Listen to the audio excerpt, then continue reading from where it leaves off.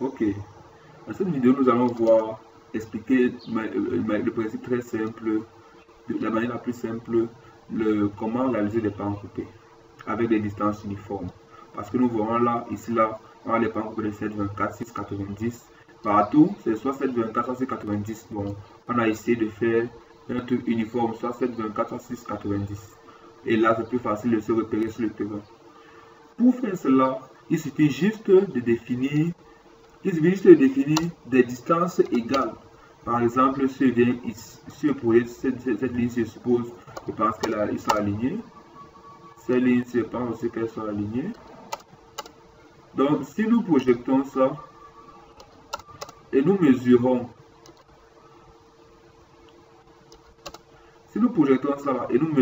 nos différentes distances, nous verrons par exemple que dans le cas d'espèce actuelle, toutes les distances côté, quelle que soit la zone, seront de 5 mètres.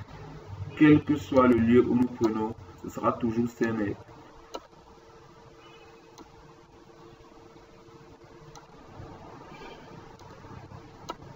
Oui, il y a eu un problème d'accrochage au début. Et donc ici, là, nous voyons que il faut tout simplement, pour avoir des pans coupés égaux, il faut tout simplement que les décalages de différents pans coupés soient égaux. Donc, en fait, pour faire cela, c'est tout simple. Gardons un même décalage. Nous aurons les mêmes pans coupés. On a des petits problèmes d'accrochage ici. Voilà. Donc maintenant, comment on fait pour avoir des pans coupés égaux? Ici, là, ce sont en fait ce qu'on appelle des chanfreins. Donc nous allons faire ce qu'on appelle un chanfrein. Mais avant de faire cela, l'idéal pour avoir les pans coupés égaux, c'est que pour pouvoir prédire les pans coupés, il faut que les lignes soient orthogonales. Parce que lorsque nous projetons cela, nous voyons d'abord que nos îlots sont parfaitement alignés. Donc au départ, pour faire lotissement, ce qu'on a d'abord fait, c'est qu'on définit d'abord des grands axes qui vont définir notre route. Nous voyons là, comme nos points que nous avons reliés, quand nous dézoomons, nous voyons qu'ils sont parfaitement alignés.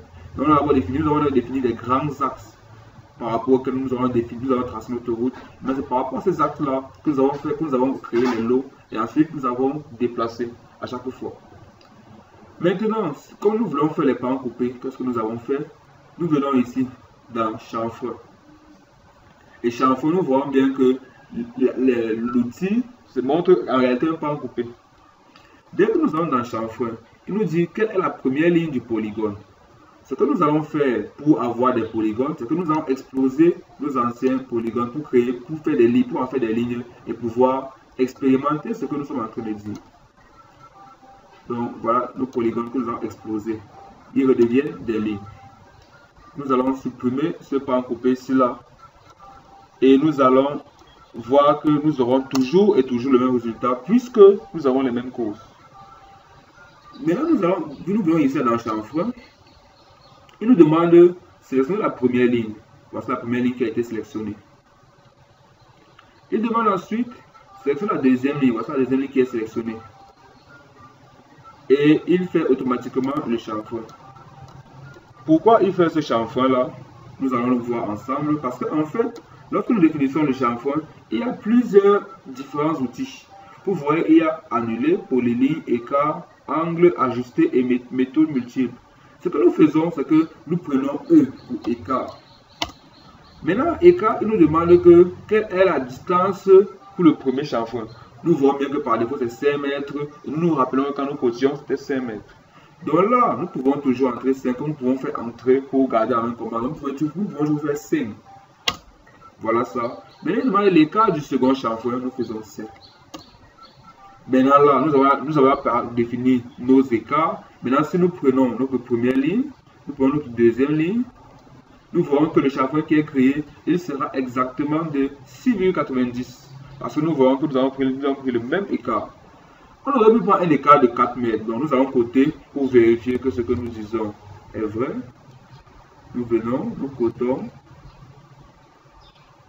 Il faut assurer d'être bien accroché. Et nous voyons que nous avons 6,90. Si nous faisions toujours le chanfrein, nous prenons un écart, imaginons de 4 mètres.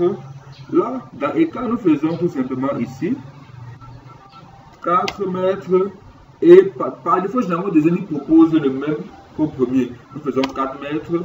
Et si nous prenons ici, par exemple, là, nous avons changé nos causes. La distance sera différente. Et nous voyons que si nous revenons ici, nous mesurons tout simplement nos distances. Nous voyons que d'ici à là, c'est 4 mètres. Par contre, d'ici à là, ce qui a été fait précédemment, c'est 5 mètres. Donc, voilà comment faire des pans coupés homogènes. Et pour prédire une donnée, il faut que nos lignes soient orthogonales parce que si vous avez des lignes qui se coupent à n'importe quel angle, prédire la distance sera assez compliqué. Mais si elles sont parfaitement alignées, alors on peut homogénéiser les pans coupés dans toute notre parcelle.